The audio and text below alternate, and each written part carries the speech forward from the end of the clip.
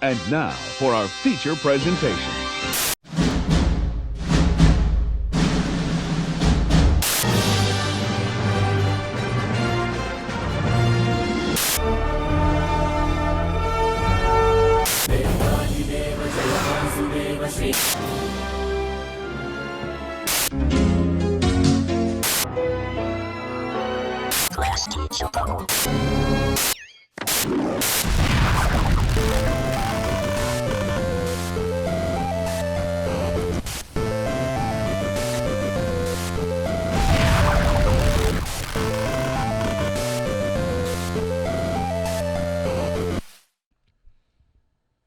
Hello, everybody, and welcome to Cinematic Relief, our movie and TV podcast. Where today we're going to be talking about the new Indiana Jones movie, Indiana Jones and the Dial of Destiny. The Crystal of the Dial. Part 2 of our, Indiana Jones Cinematic Relief project. If you don't know, I recently watched all the Indiana Jones movies, including this new one, obviously, for the first time ever. And we already did a podcast about the first 4.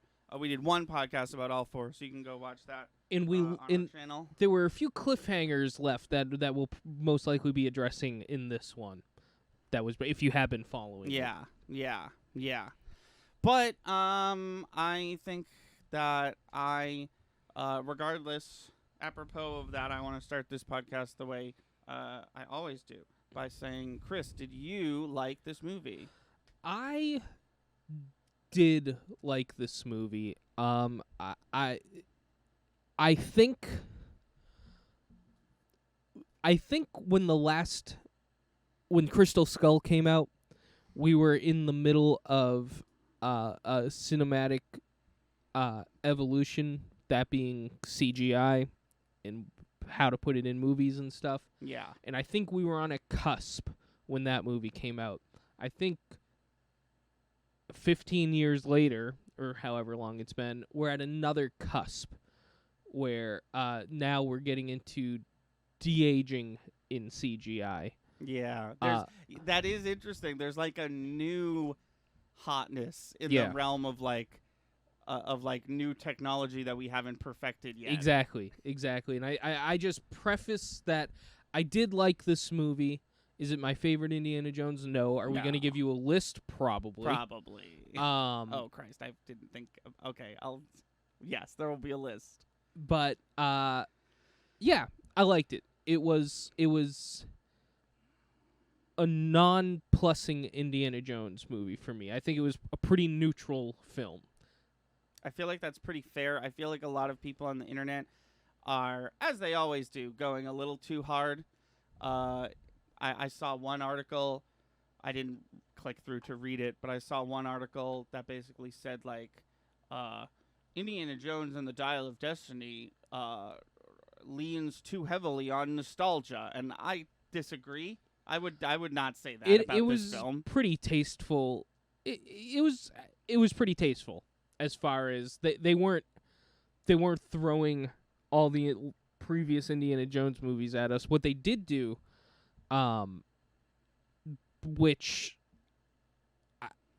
what they did was they gave us an epilogue, like every Indiana Jones movie does. Right. They give us an opening, and that opening took place... Oh, sorry, that's a prologue. Prologue, I'm sorry, that's what I meant. Epilogue is what, at the end? Yes. Yeah. They gave us a prologue, like they do in every movie, Indiana Jones movie.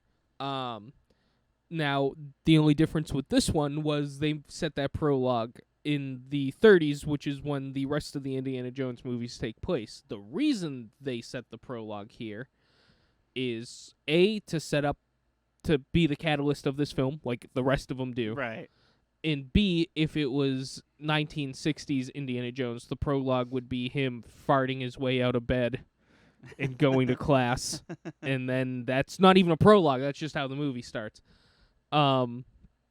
I guess they could have, if they really wanted to, gone the direction of explaining everything that's happened to us since last we saw Indiana Jones with the prologue. Yeah, I think I would have not liked that as much. That's not how Indiana Jones prologues work. They showed us the artifact we're going to be chasing the rest of this movie. By the way, I know they obviously went a different direction here, but the spear that stabbed Christ seemed like a pretty cool artifact that they could have gone with.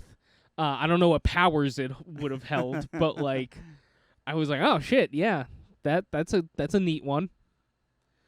But yeah, I don't know why I was talking so heavily about the prologue. I think that was just not it. I liked it. I liked the prologue, I think is what I'm trying to say, and I feel like a lot of the nitpicky stuff is going to be based around that prologue. Oh, okay, sure, yeah. The guy in the prologue, who basically like the main antagonist of the prologue, not Mads Mikkelsen's character, but like the guy who kept chasing Indiana Jones. Yeah. I recognized him and I was like, I've seen him in something recently, and I looked him up. He played Baron von Strucker in Age of Ultron. Oh, okay. Cool. The end. That's all he's been in that I've seen him in. I just wanted to mention that. Yeah. Trying to think where we should go from here, because I feel like we're dancing around when the ice breaks. Well. What did you think of this movie? I think that's what we're waiting for. Is Anthony, what did you think of this movie? I was very particular this time. Haven't done this in a while. Haven't done this since Avengers Endgame.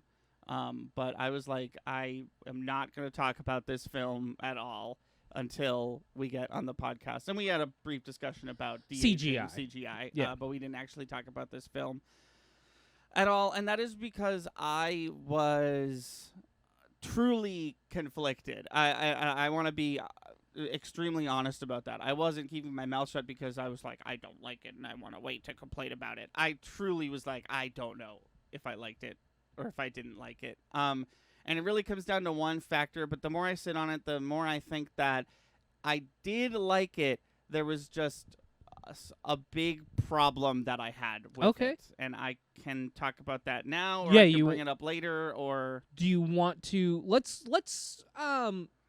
Let's get, as I feel like we typically do this, let's get our issues out of the way. Sure. My issue is the character Helena Shaw, because I did not like her. I didn't like her either.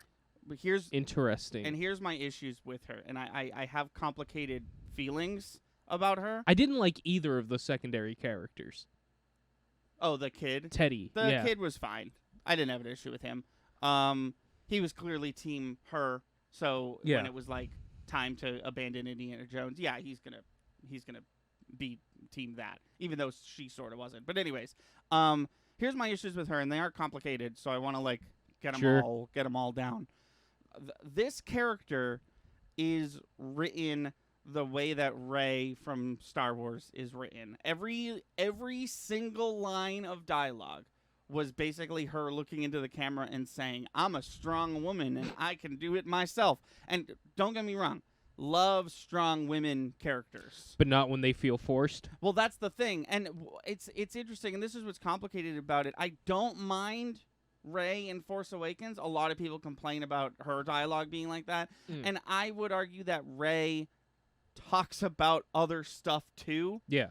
Helena Shaw, literally every line was her just saying that. Like there was that after the auction scene, there was that chase scene with the three of them, and they were having a conversation basically the whole time, and literally every single line she was like, it was like a quirky, like smart-witted comeback about how like oh, you're old and I'm a girl, so I don't need you. And then I just wanted Indiana Jones to be like, stop saying cliches. I'm trying to have a conversation with you. Right. And it really frustrated me, and it put a bad taste in my mouth for this character almost immediately. And then she kind of calmed down. She started doing some Indiana Jones type stuff.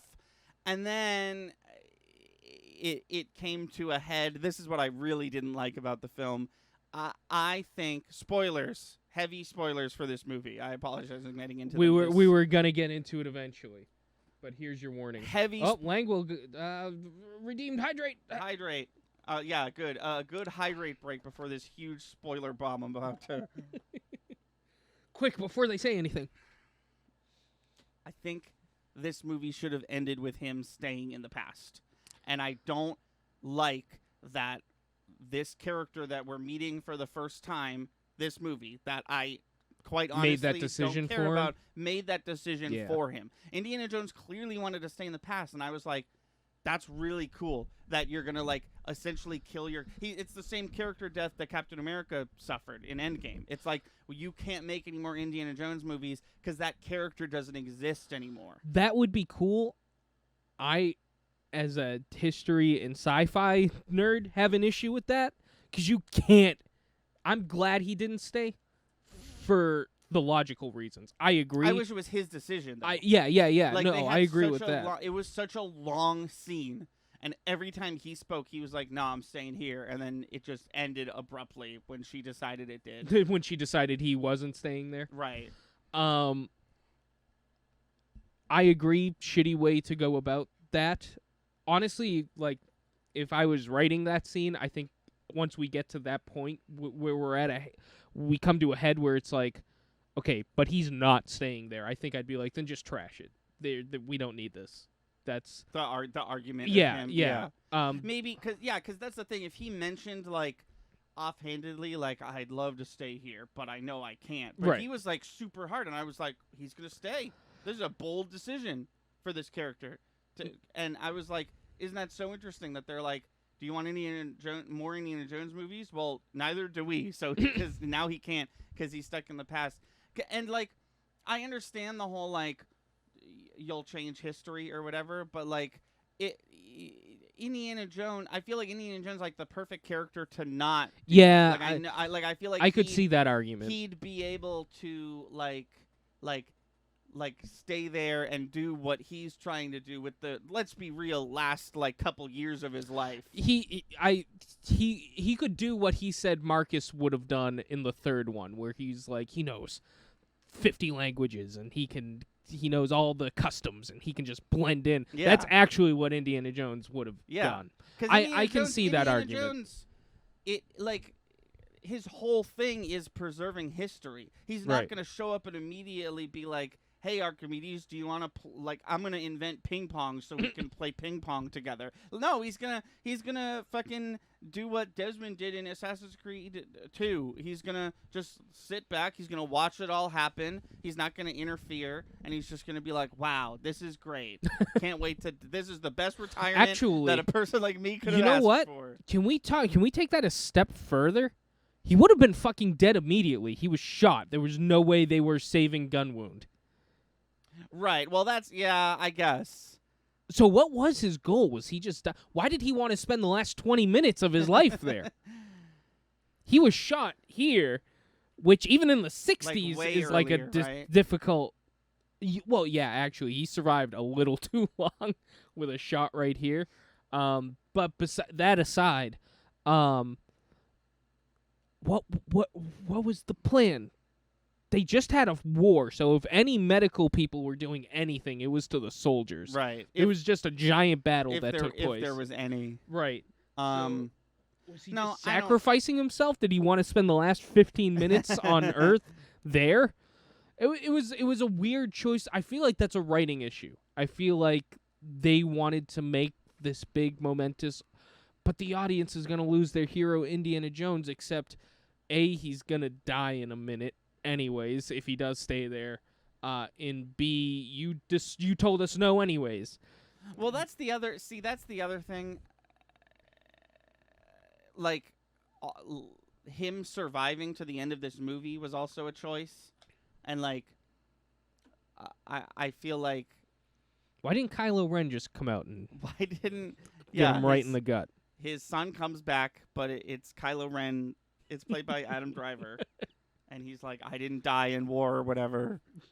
I invented this thing. I know what I have to do, but you do it for me. That's a line, right? Pretty much. A lot of people thought that this movie was going to end with Indiana Jones' death, which I would have also accepted because it's like, yeah, he's fucking old. Yeah. Like you said, it's the 60s, how, like, gunshot, less survivable than it is now. These movies have been going on for a long time. But they didn't. They chose to keep him alive. But it's almost like they chose to keep him alive twice. Because they were like, he's not going to be stuck in the past, even though he wants to. And now the movie's over, and he's still alive. And it's like, and he survived gunshot wound. And he picked up the hat again, which I thought was weird. Because that was cool in 4 when he was like, just kidding, still my hat, I'm not done yet. But like, you are done this time, as far as the cinema is concerned. Are we sure? Because in 2008, everybody thought he was done then too. I know Harrison Ford is a real life man. Years old. I know, but he also chose at 80 years old to keep doing this. Who's to say in 4 years, God willing, he's still kicking around, that he's not like, fuck it, let's do another one. I really don't think... I didn't think he'd be here for this one. The man doesn't like making movies. Except he gets... You know what it is I've realized about him? He gets little spurts. In the between the 70s and the 80s, he was all about making movies. Then the 90s came, and he had a couple of big hits in the 90s. Right. And then nothing till Notably 2000. The Fugitive. Yeah, exactly. Great film. And then nothing till, like, Indiana Jones again. Right. And I'm sure he had a couple then. And then he stopped. And then he showed up for 10 minutes for Force Awakens. Yeah, and then that sparked him again of being like, I could do a couple movies. Like he does what Jeff Goldblum. Jeff Goldblum does the same Yeah, exactly. thing. Except, I'm sure they're paying out the ass to get Harrison Ford to show up for 10 minutes to do half a day of shooting. Except not this movie, obviously, but like everything else he's been in. So like, who knows? In 4 years, he might become the Rocky of the Creed series. He might just be armchair archaeologist who the new kid comes to see. I'm not saying I want it. I'm just saying he might not be done. You're thinking literally the plot of Creed, but it's Indiana Jones. Yeah. I guess why not? I mean, because you're right. The him taking the hat. Well, my issue with that is that it would definitely be Phoebe Waller-Bridger's character in the leading role, and I did not like her. Also, I agree. Fun fact that I learned: Phoebe Waller-Bridges. She's going to be playing Lara Croft in a Tomb Raider TV show, which is like the same. Oh, right. It's like the weirdest passing of the torch ever. Of like, I'm not going to continue playing Indiana Jones, but I'm going to play the number one fictional character that is definitely an homage to that character. Right. That is weird. It even confused me a little bit because I saw an article. It was like Phoebe Waller-Bridges' Tomb Raider show, blah blah blah, and I was like, really? They're making a Tomb Raider show? And in my head, I read Tomb Raider as Indiana Jones, and then I was like, oh wait a minute, Tomb Raider is the video game. This is not. This is different. This is different. Weird. Because I was like, oh, they're gonna do that. They're gonna spin off this Indiana Jones character into a TV show already. I thought they weren't doing that. I didn't hear about that, and then it turns out I'm dumb. And that's not what's happening. And I was like, oh, wait, okay. I do want to talk about the hat some more, though, at the very end, because there are some heavy implications there. Literally, the metaphor of they're hanging the hat out to dry is right there. It's literally on a clothesline outside of his house. There is some implication with him picking that up. Yeah, he likes to fuck with the hat on. That's the implication I got. That's headcanon for our other project that we're doing. You can't give that away. Sorry. Jesus. Sorry. It's not a fit. You signed the what are they called? The NDA. Yeah, you signed the NDA. I signed a non-disclosure agreement to not mention that he likes to fuck with the hat on. Not yet. I he said it again. I explicitly mentioned. Oh, I already mentioned it. You can only break embargo so many times. God. Not another thing. Okay. Or it's over. I'm just kidding. You can't tell them what else he likes to do with the hat on. Okay. But no, in all seriousness, it really does feel like in the fourth one, you almost thought that there was gonna be another one. Like that came out 2008, 2010. We get another Indiana Jones movie, right? But we didn't, and I think it's because people critically didn't care for that movie. But this one, it's like, okay, that happened, and we did. They made good on it. We did get another Indiana Jones movie, but this time it's like, jeez, you're really gonna make that promise again? just because they could have just left the hat. I was really because it did one of those classic circling on the hat, and I thought it was just gonna go blank. Which I did notice. Worth mentioning, I think. This is the first Indiana Jones movie where the credits didn't start rolling on footage.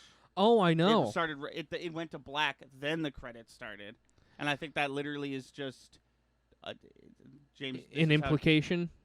No. I just think that's like all of these were Spielberg films, but not this one. Oh, fair. It opened weird too.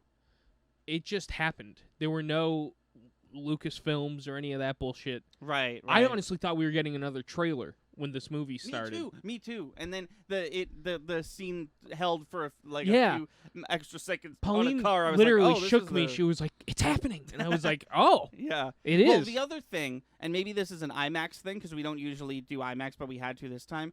We didn't get the Nicole Kidman video of her being like, "We come to this theater to watch Creed again, to watch Jurassic World, a shitty movie that I wasn't in." So that threw me. I forgot all about that. I'm so glad we didn't. Because they did the whole like, "You're at the cinema, bitch," and then it just the lights dimmed. I was like, "Is she not gonna usher us into this film?" I was like, "Oh, I guess not." It's about damn time. That was cool the first 3 times I saw it. Now it's just an extra minute and a half you gotta sit through. You assume it's gone. I think it's just you don't get it for IMAX, and we're gonna get it next time. I'll exclusively see movies in IMAX. That means I don't have to watch Nicole Kidman. That's what I'm saying. Is thank God I didn't realize there was an option. Everything Sorry, okay? Yeah, a stuffed animal. Stuffed animals are falling off my bed. And I was thought it was something. I was like, there should not be an animal over there. Right. That freaked me out. Yeah. Yeah. And I will complain about this here, as I always do when I watch every single movie. When Nicole Kidman says, quote, when they dim the lights. Told you about this. Unquote. I was like, they couldn't just sync it up. I think we have both had the. Oh, okay. Maybe we did. I told somebody, I turned to them and I was like, they're going to shut it off in 5 seconds. Watch. And then they did, and they were like, "Oh," and I was like, "Yeah, right." They couldn't just sync it, to what she says. Yeah, I wonder what the decision behind that is. Anyways, what did you? I want to talk about. Well, you didn't. Hold on. Oh, I never talked about what I didn't like about this movie. Oh yeah, go for it. Not all about what you don't like about this movie. It's about what I don't like about this movie too. We started talking about him. Fuck with the hat on. I got distracted. It's early. I think Nicole Kidman is specifically at AMC theaters. Yeah, that's where we were. Yeah, but she wasn't for that one. I want to talk about. It's not even so much something that I didn't like. It was something that I have mixed feelings on, and it really changed from scene to scene. My thoughts and opinions on this. I want to talk about de-aged Harrison Ford. I want to talk about the prologue of this movie. I want to talk about what he looked like, what was weird, what was good. Yeah. So this movie opens. He's got a bag over his head, like he does for, I think, half of these movies now. Movie starts, Harrison Ford, bag over the head. And they take off the bag to reveal 1980s Harrison Ford, which would be really fucking cool if it wasn't spoiled in the trailer. Yeah. And they take the bag off, and initially I'm like, he looks okay. He looks all right. I didn't. As soon as they took the bag off, I said he looks like a video game character. He looks like a very, very, very, very detailed video game character, but I can tell.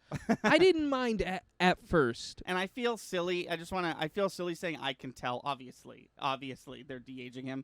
But the point I'm trying to make when I say I can tell is that it doesn't look real enough. Perfect. It doesn't. Yeah. Well, it's not even that it doesn't look real enough. Obviously, it's recognizable as young Harrison Ford. It just doesn't look perfect, and that's why it looks a little off. This is what you and I were talking about. This is the theory of the uncanny valley. How it's just like it looks like Harrison Ford, but it doesn't look like it is Harrison Ford. It just looks like Harrison Ford. So my brain is like, that's not him, but it's sort of. See, I think I've just accepted the fact that there's always going to be a little bit of that, at least where we're at currently. And I think that's why I think I go into, if I know that I'm going to see a de-aged person or a CGI'd person, I think I've just accepted the fact that I'm like, all right, how much time and effort did they put into this guy? I already know. I think I've already accepted the fact that the bar can't be higher than it's going to look like a real human being. As of now. Yeah. I think there will come a day when we get that, and then the magic of... Right. I think everyone's going to look like shit once we get to the point where you can't tell if it's real lighting or CGI lighting or what part's real and what part they had to reconstruct. I will say, and I mentioned this to you, and I will say it here again, I could tell by one scene that it was actual Harrison Ford mocapping young Harrison Ford, and there's nothing they could have done to fix this, but he makes a face. I don't know if you know the face that I'm talking about. I sort of do. He goes wide-eyed, and he makes a weird old man side smirk, which I think he thinks is charming. There's clearly an era of Harrison Ford where he started making this face. Yeah. And he makes that face, and I'm like, oh, I saw him for a minute. The mirror reflected the real Harrison Ford for a second. It was a little creepy. But the scene continues for way longer than I thought it would. By the way, when they showed that in the trailer, I thought that would be a flashback or something, like a real quick thing. I thought it would be a minute or two, but it was like 15 full minutes. Yeah, the prologue was. This is probably the longest prologue we've gotten. Absolutely. In an Indiana Jones movie. I'm talking about the de-aging CGI because I do have other things that I want to say. I'm gonna make a real sharp right turn at some point here. Okay. But scene continues. He gets a noose put around his neck. This is when I was like, all right, cut. Everybody stop. That's clearly a CGI face around a real rope. And it's very obvious. And also, real rope, and then it starts dangling and shit. Now these people who are recreating Harrison Ford have to be like, all right. Yeah. All right, like every frame, however they do it, you could tell it takes a lot more effort to have a dangling thing look like it's connected to the body. That goes on. He eventually gets into the classic Indiana Jones look. Get up, yeah. The fit. Yeah. And the second he puts the hat on, and I'm reiterating a conversation that you and I have already said. That's why Thunder doesn't have a lot to add to this. Yeah. We've already talked about it. But he puts the hat on, and I'm like, wait, there it is. Yeah, no, it fixed it for some reason. Yeah. It has to be lighting. Absolutely. I'm convinced it was like... It's lighting, and now you don't have to worry about hair. Right, you don't have to worry about you don't have to worry about a lot of lighting because, as we just said, his face is covered. Hair is always the issue. Hair's the issue with Mario. Yeah. Well, even there's a scene where he's on top of a train, and I was like, I want to check out what his hair's doing. So I zoomed in. I was like, what do we got? Yeah, and it's clearly either a filter of his real hair that they were like, make it look brown, but it's his real hair, or it's CGI, or it's a mix of the two. It looked funky.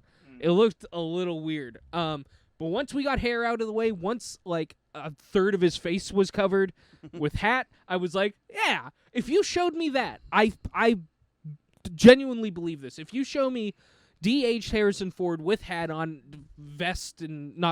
leather jacket and whatnot, I might be convinced.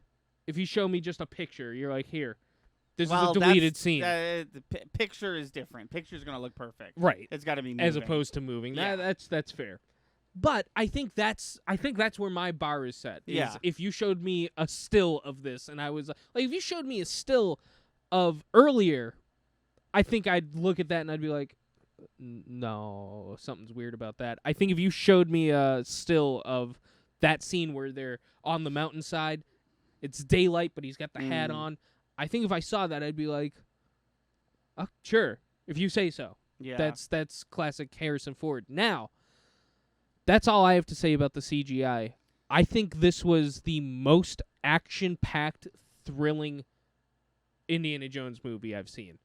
I think they had a lot of stunts, and I think it was part practical, part CGI. There was just so much, and a lot of it was in the prologue.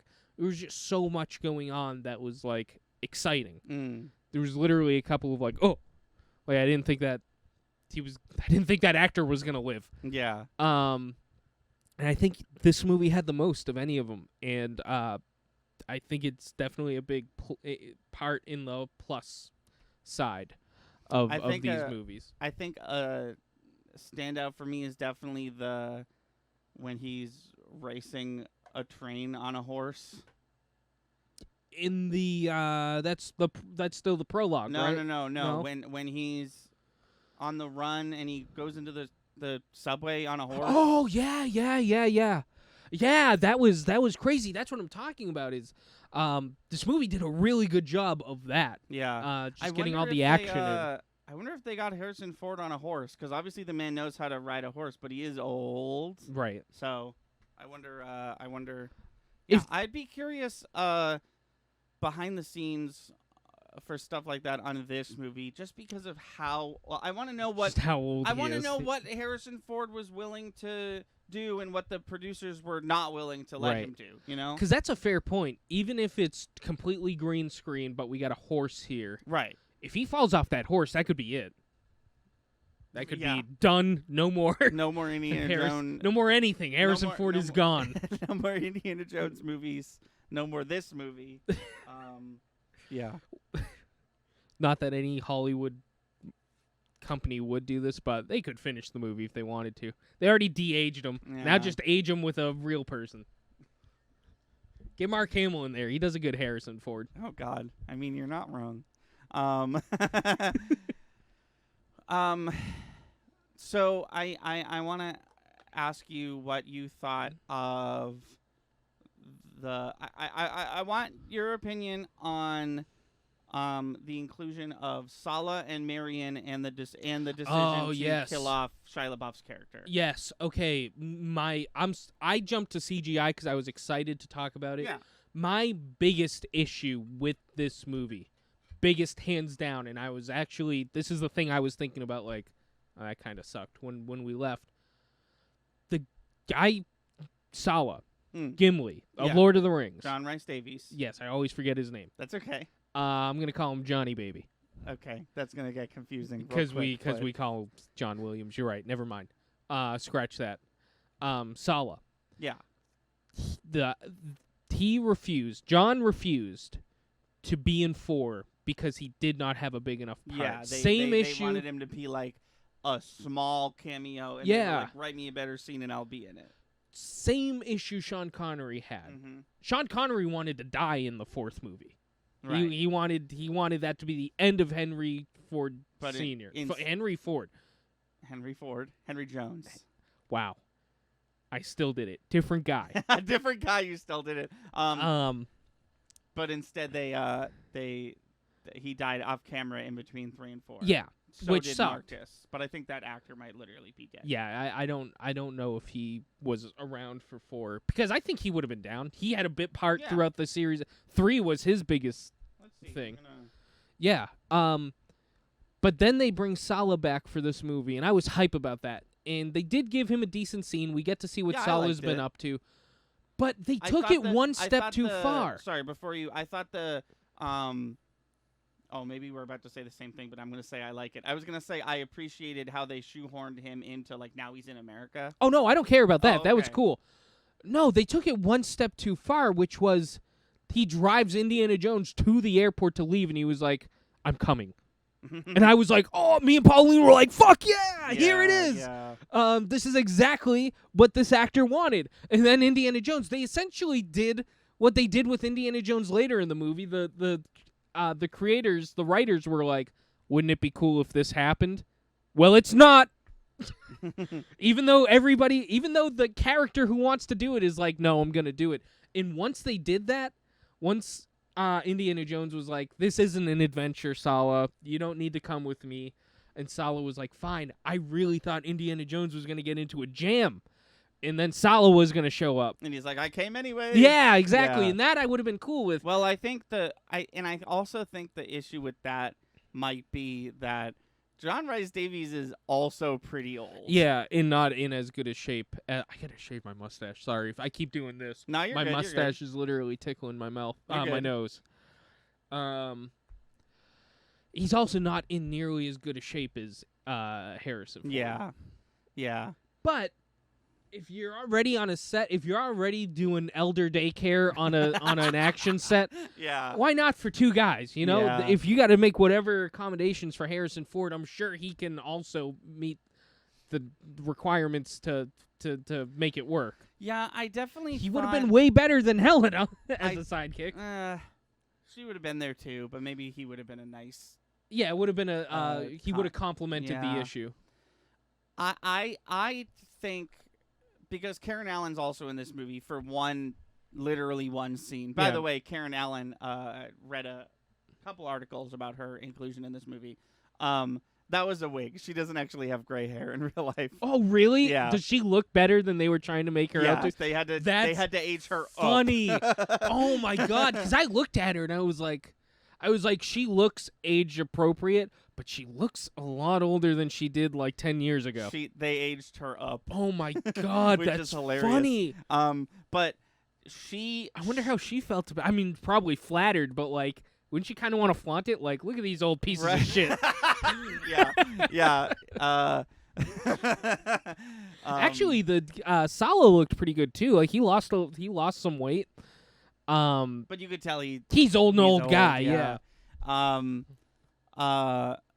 Karen Allen was apparently a little disappointed with her inclusion in the movie. I bet she was. She wanted she would have liked a better send off. And this is not what she said, but this is what I'm saying. I think this movie, and not every movie has to do this, I know, but I think this movie missed an opportunity to have like I wanted like at least one scene where it was like the gang's all here. Yep. Like I expected to see, and we've been talking about this for a while. I expected to see Short Round show up, especially since he's back in acting, and so back that he just won an award. For his acting. Even if you already have the script set up, you could have made something. Yeah, you could have accommodated him somehow. I didn't expect to see Shia LaBeouf because he's. Oh, we didn't even talk about that. I'm sorry. Keep going where you're going, but I do want to talk about the decision they made with his character.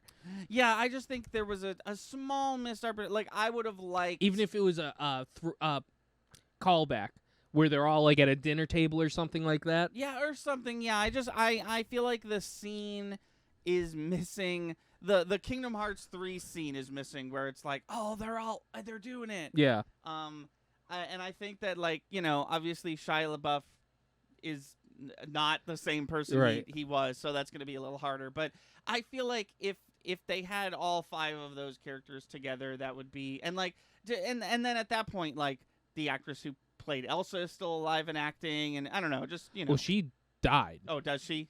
I forgot about that. No, regardless, yeah, I was just like, the Karen Allen scene's cool, and it's obviously very emotional. And it was a good scene. I was just like, there could have been a little. I think I agree with you, Karen Allen. I think there could have been a little more. Also, I did look it up. Denholm Elliott, the actor who played Marcus, died in 1992 at the ripe age of 70. Ooh, that's not that old. Not that old, but like, you know. He probably wouldn't have been around. He would not have been in Crystal Skull. Yeah, that's fair. He'd be close to 100. No, he'd be in his 90s. And even, probably not interested. Yeah. That is interesting. 2 things before we move on to other topics. Did you want to talk about Mutt? I do want to talk about Mutt, and I do want to talk about Short Round a bit more. Yeah, sure, go for it. Which one would you rather talk about first? I don't care. Okay.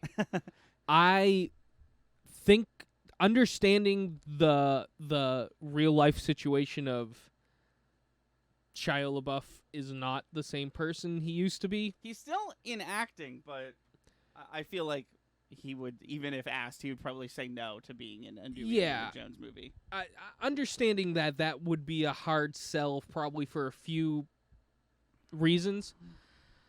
I think they did as best they could explaining why he's not in the movie. Yeah. As far as killing his character off, I think that's a smart decision for later down the line, because I think we'd all be a little disappointed if Shia LaBeouf did pick up the hat, so to speak, and let's say Disney Plus makes an Indiana Jones TV show 10 years down the line starring Shia LaBeouf. I think we'd all be like, okay. Right. I think this movie took that decision away from anybody, Right. and I do think that was the right call. Yeah, and I think it was the right call, and I like the way you put it, and I think that it is, like, the writers and producers of this movie's right to do that. Like, I'm really hoping that it wasn't like what usually happens where Disney was like, what if you did this? Right. And then they're like, well, we don't want to do that. We wrote so it seems like I know he's in one movie, but it was a big character that they decided to kill off camera. Yeah. And I'm glad that they were allowed to do that because it was clearly intentional. And like you said, it wasn't bullshit. It wasn't like, I don't talk to that asshole anymore because he's weird.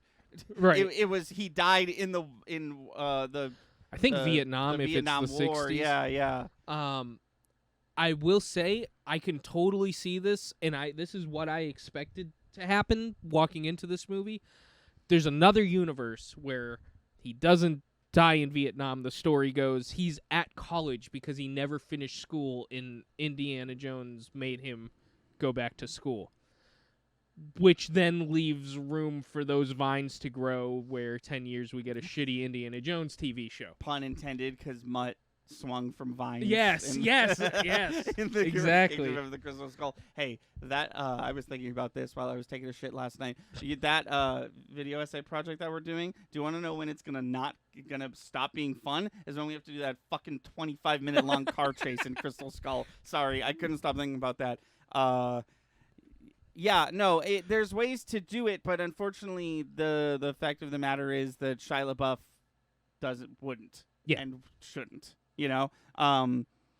But so I think they handled that pretty well. Now, I do want to just talk briefly on Short Round. Holy shit, hold on. What if I just rip the hair out? Yeah, go for it. Maybe that'll stop bothering my nose. And so far it has. That's good. Short Round. I saw a really cool... it was so cool, I was like, oh, I think that's actually how the movie's going to end. Because this was before we saw it. They were like, after the credit scene, picks up exactly where it leaves off. Marion and Indy are kissing in the kitchen with the knife. Short Round swings the door open and goes, "No time for love, Dr. Jones." Cut. That'd be silly. It would. Well, if maybe not hard cut. I don't think they had hard cut either. I think like there's something going on. He's got to go take care of something. Yeah. That would be a cool, like, because they clearly went for like he grabs the hat, the adventure's not over. Right. So that would have been a cool, like, last second he comes in and he's like, I need help with the thing. I think that's what they got at. Yeah. I didn't portray it right at the end there. I told you this already, but I saw a little video. There was no audio because it was like a faraway video. It was like a paparazzi video, I think. But it was the premiere of Dial of Destiny, and it was Harrison Ford talking to some interviewer. His back is to the camera because, like I said, it's like third-party footage. And Ki Hu Kwan kind of like creeps up behind him and like grabs his shoulders, and Harrison Ford turns around, his like whole fucking face lights up, and the caption of the video was, "This man hates everybody except Ki Hu Kwan." Good person to pick. Yeah. Because he does. If Mark Hamill ever did that, he'd be like, who the fuck is touching me? Oh, it's the Joker. What Harrison Ford clearly remembers him best as. You voiced the Joker for 19 years. That's a lot of years. Oh, I know. What else is he going to remember him as? Harrison Ford. Who else is that guy going to remember him as? No, that's neat. I'm glad that happened. All the more reason of like, what? 10 minutes. Get him on, buy him lunch, get him on set for half an hour, and just film a scene with him. What did you think of Antonio Banderas and why he was in this film? It was unnecessary. It's not even like... You mean like it was unnecessary that character was played by such a high-profile actor, right? Yeah, because he literally had he had like 2 scenes, and then he got killed. Yeah. Also, I'm very confused. Is he Greek or is he Spanish? Yeah. Because he even sounded like he attempted to do a bit of a Greek accent. I couldn't really tell because he kind of mumbled and didn't have a lot of lines. Right. Almost like a secondary, a C-list character would in a movie. Right. Except it was played by actor of stage and screen Antonio Banderas. Yeah, that was a weird choice. But also, they mentioned he's the best diver in Spain, but I'm just sitting there, I'm like, you guys are in Greece. And, like, you could argue that this actor is playing a Greek character. He's got the complexion. He looks Greek. They gave him a Greek-style haircut. Just a curly, like... if you told me he's playing a Greek guy, I'd be like, yeah, sure, why not? But they mentioned Spain. It was weird. And I know that obviously he's got the whole diving thing, but doesn't it feel like that character to me feels like they couldn't get John Rhys Davies, so they got someone else to fill the shoes, except they did get John Rhys Davies. It was just a weird...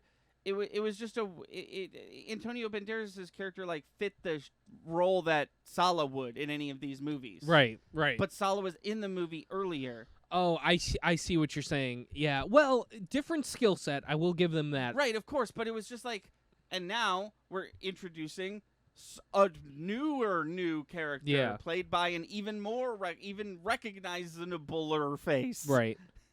No, it was you know what it was? It was a weird flex. It was just like, yeah, we'll get him. Yeah. You think we're done introducing A-list actors? You're wrong. I wonder if he was like, I don't know. This is always, maybe they're friends. This is always my there's that, of course, but maybe James Mangold directed Puss in Boots. No, this is always my wonder with this series. Maybe Antonio Banderas was playing a deep cut character from the TV show or something like that. Shit, that's why I meant to watch the TV show before going to see this. I doubt it though. No, I doubt it too. I just like that's always a question mark in my head. Fair. I'm like, Indy knows this character. That's Antonio Banderas. Has this character appeared somewhere before? Was he played by Antonio Banderas last? Like no, I can promise you that. There's no recognizable people in that TV show. Well, except Harrison Ford is in one of the episodes. Is he really? I didn't even know that. I looked it up. The series, if you look on Disney Plus, every episode is an hour and a half long. Mm-hmm. It's because it was 2 seasons of half-hour-long episodes. That makes sense. The first episode is it starts with Harrison Ford being like, once upon a time, like Bilbo. Oh, interesting. And then the rest of the show doesn't have him in it, but they re-edited the entire show to be like 12 or however many episodes it is on Disney Plus. They didn't re-edit it for Disney Plus. This was a project that they did a while ago, like for the DVD release or whatever. Well, but that's the version that's on Disney Plus. It used to air on the History Channel, if I recall. That is the perfect broadcasting network for that TV show. If I recall, it was the History Channel, and I remember that's how I watched it.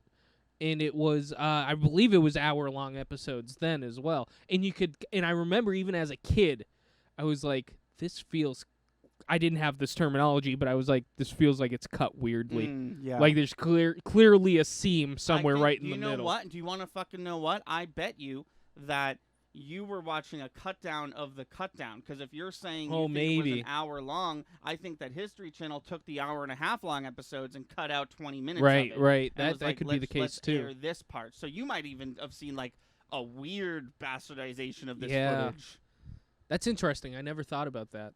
All right, we should wrap it up soon. We have important questions to ask though. Yeah. Ask him away. Question number 1, did you like this movie? I feel like we haven't gotten a straight answer. I liked it. There was 3 main characters, and you didn't care for at least one. Didn't like one of them. Yeah. And it really,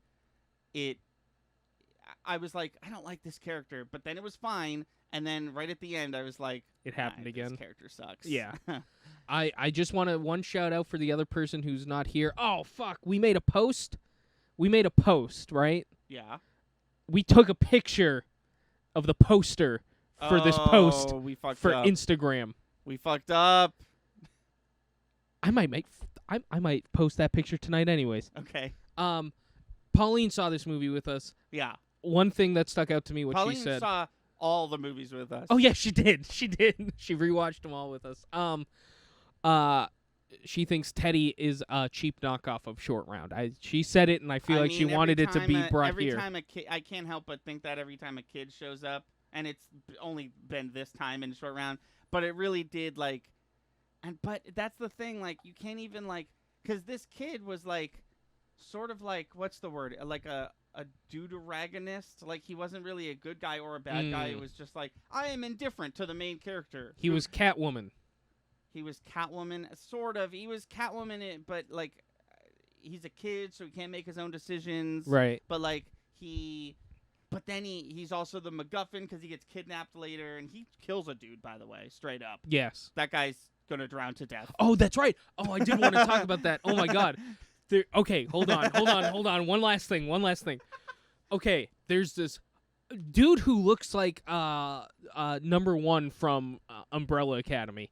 Yes, yeah.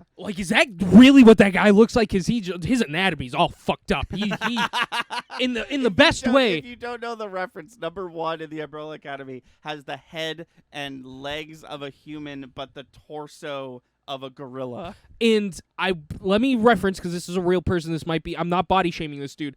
He looks fucked up in the best way. He's got an immaculate shape. It looks not real. He looks like not a real human. He's so in shape, but he kind of overkill too. They match this guy with Kid, right? And they handcuff him together, which he could hold that kid's whole arm with his fucking hand, and right. I'm sure it'd be just as effective. They get dunked into the water via, I guess you could call it an Easter egg, where a bridge breaks. And then they're going down this tunnel, and there's a grate system for some reason, even though it's definitely supposed to be ancient times. Yeah. With a hole in it just big enough for the kid to get through. Kid gets through, hinges himself from the guy, and he could have left it there. Mm-hmm. This guy could have maybe made his way back, but no, this kid handcuffs his side of the handcuffs to the grate. Yeah, there's definitely a missing scene where they're flying back through the time portal, and it's just Teddy, Helena, and that other dude, and an unconscious Indy, and Helena's just like, so what happened to that other dude? He's like, oh yeah, I killed him. That guy, I'm not gonna lie. Maybe that's the reason. Is Teddy in the last scene? I don't know. No, he is. Maybe he's in jail. I was gonna say, yeah, that explains why he's not in the last scene, but he is in the last scene. Because she's like, let's go. Overkill. I'm not gonna lie. The second that happened, I'm immediately rooting for the other guy. The second that happened, I was like, "You're strong enough. Break through it." That's fucked. This kid just left you to drown in the worst way possible. That was too hardcore. That was like, that was an alignment changing event. Teddy was like, alignment was changed due to that. That was too much. That was too much is what that was. Holy shit. Just let him. He killed him. Yeah. Yes. And that guy was strong enough. I was sitting there because he made a couple of Yeah. Oh my God. Sorry. That scene was like a lot for me. And I think I might have blocked it out of my mind. Yeah. He shakes a few times. I'm like, yeah, you can do it. Then he opens his mouth. Before it does, opens his mouth, screams, all his air leaves. I'm like, oh my God, that guy's dead. I watched the last breaths leave his body. Yeah. Horrifying. Horrifying scene. Sorry. Shout out to Mads Mikkelsen, who plays the villain in everything except Star Wars. All of his eye blood stayed in his face this time. Yes. Thank Christ. Even though it really shouldn't have, because he took a real hard swing to the face in the prologue. Yeah. That's also, his plan was interesting. I was like, I don't know about because his whole plan was not like, I want Hitler to win. It was, I'm going to kill Hitler so I can rule the world or whatever. Also, I did want to mention this. when they're about to go back in time, and the movie's clearly like, oh, here it comes, and Indiana Jones is like, we're not gonna go where you think we are. I was like, dinosaurs. Oh, dinosaurs, I know, me dinosaurs. too. Really? I really was. I was like, please go to dinosaurs.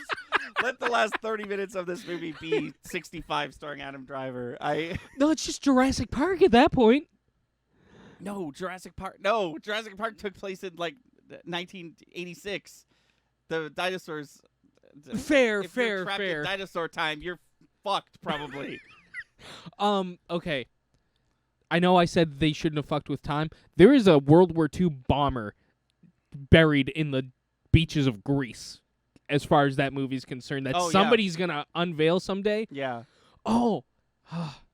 Assuming they don't unveil it before, let's say, present time, 2023, could you make the assumption of, like, oh, it was buried in the 40s?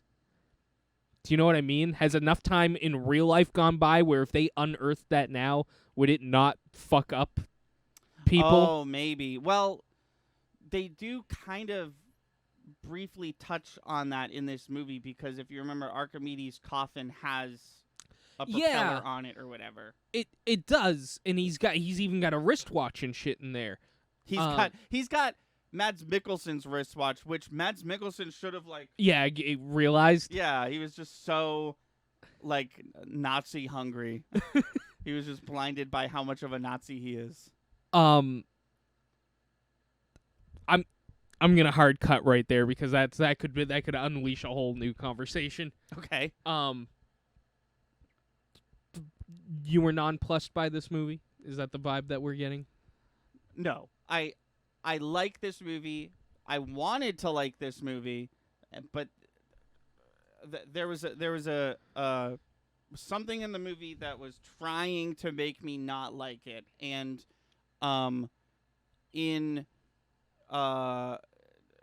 even still, I liked it.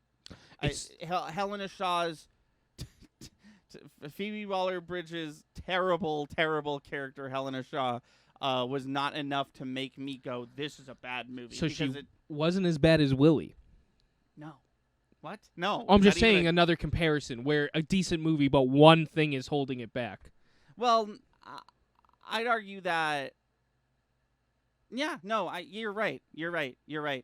She was like unenjoyable for a completely different reason, right. Which I guess I can appreciate it. Like if she was just Willie again, I'd be like, what'd you do? Right.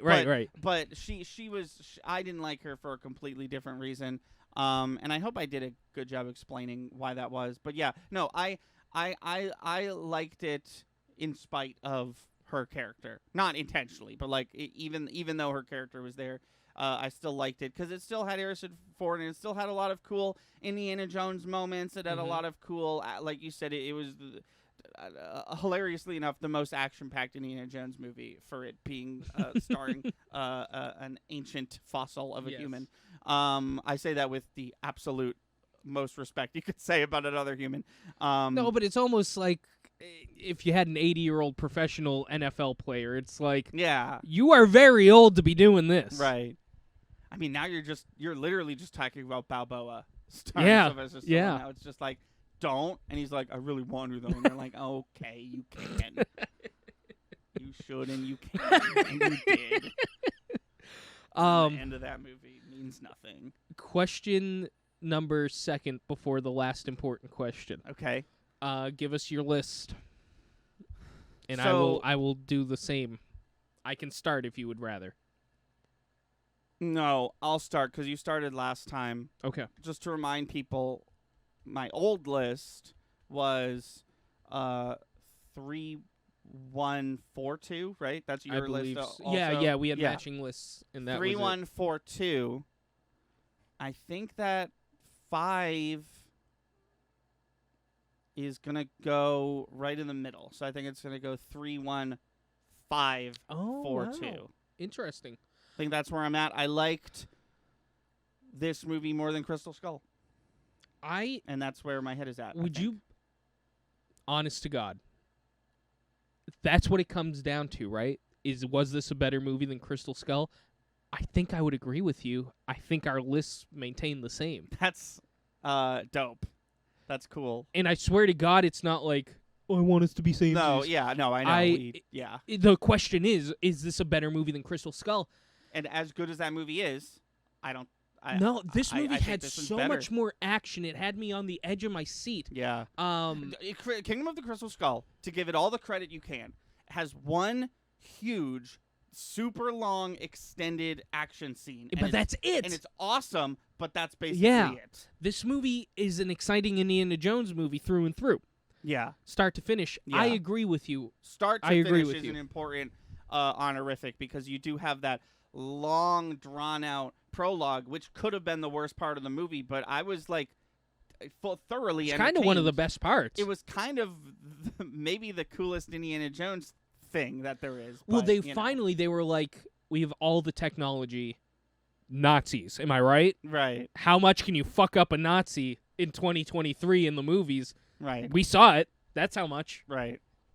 And then what is the third question? Third and final question. We've all been hanging on the edge of our seats. Right.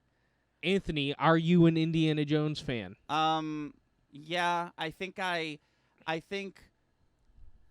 am, and I think the reason I'm like confident enough to say that I am is because I don't think I'd be so upset that Helena Shaw tried to ruin this movie if I wasn't. You know what I mean? Fair. Like, it was kind of her that made me realize a few things about this series, and that is that I do like it and do care about these characters, and when you add a character like that goes out of their way to make a individual Indiana Jones movie not enjoyable, I can have the ability to go out of my way to enjoy it anyways. Yeah. Because I can recognize that even though this character is not for me, this is a good film that I'm watching. Yeah.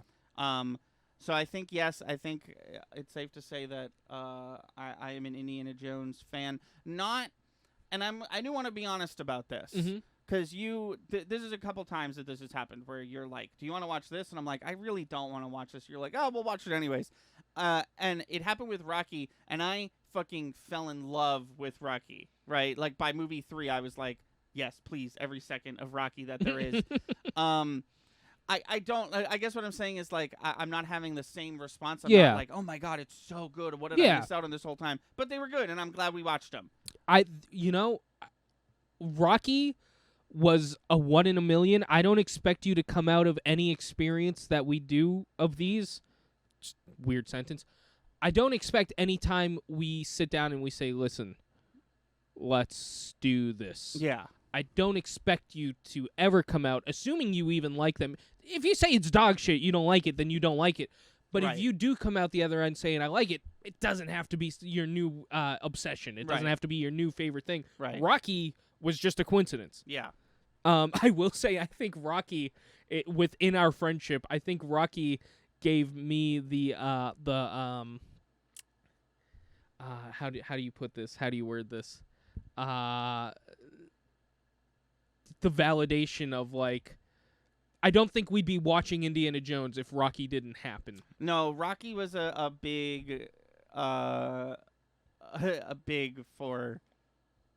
that kind of thing, because you were like, listen, I know these movies are written, directed, and starring Stallone, and they're about sports, right? But just watch them, and I was like, okay. The only reason I offered was you were like, I love boxing, and I was like, did you ever see the Rocky movies? You were like, no, and I was like, huh. I'd seen Cinderella Man. I really liked that movie. But I'd never seen Rocky, and I'm really glad I did. I should rewatch them. I haven't rewatched them since our. It's a good series. Yeah. I wonder if they're streaming anywhere. I don't think they are, but if they're not, you can borrow them. Oh yeah, that's right. But I'm glad you've come out the other end enjoying Indiana Jones. I'm glad that's another thing we can share together. Yeah. And another thing we can complain about if we decide to make more. Well, I'm not opposed. Don't make Harrison Ford the main character. I'm like, if they go a Creed direction and not pick Helena, I think I'd be okay with it. Or if they do pick Helena, make her a better character. Right. Well, I think if you can pick Helena, just get a better writer. Yeah, I think I'd be open. I think I'd be open to the idea. I don't want 90-year-old Harrison Ford kind of doing one of these Yeah. and then jumping on a car or some shit. No, and I'm obviously being open is to all possibilities is a great attitude to have. I think I'm kind of the opposite. I'd really rather this just be the last thing. I mean, that's my number one choice. Oh, okay. If they were to do something else, I'd be open to it if they go that route. But I'm like, I don't trust, like, they definitely are gonna, right? Like, I'm sitting here, like, in denial. The hat makes me think yes. Yeah, the hat was an interesting... That's a clear choice. That was another... That's a threat, is what that was. Yeah, that was the other thing where I was just like, I guess it's cool they did the hat, but, like, are they really gonna... Yeah. Are they really gonna... That's how I left that movie. I was like, oh, I really thought it was going to be left there, and that would be a clear sign of the end. That's it. No, there was I've never made a movie, but I know how the movie-making process works. There was multiple Zoom meetings about whether he picks up the hat or not. Oh, yeah, absolutely. That was clear intent. It was a threat. We'll do it again. I can't wait for the Indiana Jones Disney Plus show that's called Indiana Jones, and then it gets canceled and removed from the platform. You're not a real IP till it happens. Until you get fucked by Disney. So we've concluded our Indiana Jones adventure. Another one in the books. We've got Godzilla, we got King Kong, we got Rocky, we got Indiana Jones. We did Godzilla. Oh, we did American Godzilla. Yeah. I possibly if we could do it, if we could get them all, maybe. It's like 60 films straight up. Full length. Yeah. All in Japanese. Maybe we'll do a highlight. Maybe we'll look at like a top 10 and maybe we could I do have a suggestion for a new one. Star Trek. No, sorry, that was a joke. What is your thing? X-Men. X-Men? Oh, we were planning to do it anyways. The opposite way, because I've seen them all. I know. Oh, I know. This would be. It's my suggestion, but you're right. It's the opposite of how we typically do it. We could, we've talked about doing X-Men before. How many X-Men movies have you seen? 0? Yeah, I'd say none. Oh, well, sorry, no. I've seen Deadpool. You've seen Deadpool and Deadpool 2. Those are, without a doubt, X-Men movies. But I missed Logan, which I think we were talking about doing it in preparation for, and it never happened. I want to do this in preparation of Deadpool 3. Well, yeah, Deadpool 3, and we'll talk about this in our next podcast, but Deadpool 3 just got a big pause button, so we probably have time. Fair. I mean, if Deadpool 3, because here's the thing, right? Marvel eventually, at some point, is going to do X-Men. Someday. And I thought that meant recasting. If that truly isn't what it means, then sure, let's watch every X-Men movie. Let's fucking rewatch Doctor Strange and the Multiverse of Madness, because fuck it. Like, let's just do everything that's ever been X-Men. Right. Even the bad one. Like, and that's the cool thing about X-Men. There are some shit tier movies in the X-Men franchise. But there's some, like, genuinely, like, in like X-Men 2, X-Men, and like, the Wolverine, Logan. They're all, like, there's some really good movies in there. I'm excited. I'm willing to do it. Cool. I think X-Men is fun, says Langwell. Yeah, I think when it came to X-Men, like you said, there's some shit tier movies. I took my dad's recommendation as a kid. He didn't care for X-Men. Okay. I think he watched 1 or 2 of them and was like, no. So I just lived off of that recommendation. Once we started the Marvel movies, around that time period in my life, I think I was like, I'd try these. I really don't know where to begin. Well, yeah. So I think we should just watch them in release order. Okay. Because what I love about X-Men, and this is not only what I love about X-Men, but this was a constant source of enjoyment watching these films. There's like hundreds of X-Men in the comics. There's like 400 plus X-Men, and it was always a question mark of which ones are they going to use and how are they going to implement Interesting. them. So in the cinematic universe of the X-Men movies, there are more. There's the comic equivalent number of X-Men. There's a different team every movie. Is that what you're getting at? No, it's not a different team every movie, but it's a different Because I know there's a core group at least. Yes, yeah. Yeah, there's like the 3 or 4 of them that are always there, but it's like Well, because that's what's so interesting about the X-Men movies is because they did what no other movie series has done, and they rebooted the series halfway through with different actors. Mm. And they were like, now what if we did what if we showed you what happened before this, but we're open about the fact that this is like an alternate timeline with different. I don't know. It's weird. It's weird. So it like almost in regards to what I'm talking about, the which ones are they going to use and how, it almost like reset itself, which was like, oh, okay, now we're in this. Now we're doing this. Everyone's on the table again. Interesting. Like, perfect example, the character Storm, played by Halle Berry. She shows up in the first movie. She's a main character in the first couple. Goes away for a few movies. She comes back as Halle Berry, and then she comes back again as a different actress. But like her storyline is it's weird. It's cool. It's cool. Okay. It's explained. Oh yeah, no, it's all explained for sure.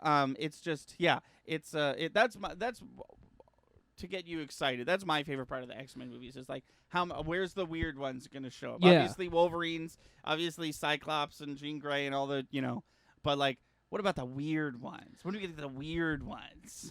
We were going a long time. We have gone, and this is my fault. We've gone away from X-Men. We do have one last question. I think we're going to answer that and then switch over to the next podcast. I'm excited, though. I think what you just explained, I didn't mean to, like, not respond to what you said. I just noticed the time, noticed we had a question. Yeah, no worries. How would you feel if Deadpool 3 was Deadpool kills the Fox Marvel universe, just bring back all the Fox Marvel characters and kill them off? That would be exciting because, and I don't know if you know this because the way you worded it is very specific, but there's literally a run of comics called Deadpool Kills blank. Interesting. It was the first one was Deadpool Kills the Punisher, and then it evolved, and then it was like Deadpool Kills the X-Men, Deadpool Kills the Marvel universe, and then they made Cosmic Ghost Rider kills the Marvel timeline or something like that. There's just like a hard right turn. What if instead of oh my god, the new big bad that they're trying to set up in what? The MCU. Oh, Dr. Doom? No. Oh, Kang. Kang, yes. Instead of Kang, what if it was Deadpool? Dude. I wouldn't be opposed to it. I wouldn't be opposed to what you're suggesting, Langwell. I think that would be really either. interesting. I mean, we all saw the production stills. Him and Wolverine are definitely going to fucking fight each other. We're going to talk about that. We're going to talk about that in the next podcast. We're done. Indiana Jones we are all good. done. Go watch them. We're done with Cinematic Relief. Thank you for watching. Please be sure to like and subscribe. Our channel has daily uploads from podcast video essays, Let's Plays to skits. Be sure to watch on Twitch. We stream all our video game and podcast content live at 5 EST every Wednesday, Friday, and Sunday. Our intro is by Brad Kendrick and music by Froggy and the Friendship. Link to all that in the description below. Thanks again, and we'll see you next time.